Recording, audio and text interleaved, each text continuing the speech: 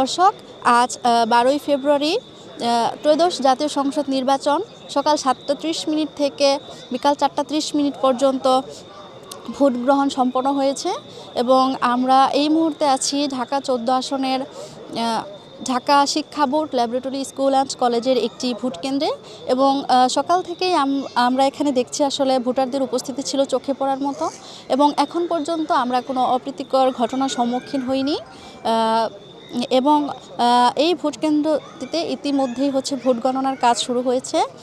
আশা করি আমাদের এই নির্বাচনটি অনেক সুষ্ঠু এবং সুন্দর হয়েছে। আমি শিমু আক্তার বলতেছিলাম প্রান্তিক কণ্ঠস্বরের পক্ষ থেকে। ধন্যবাদ সবাইকে।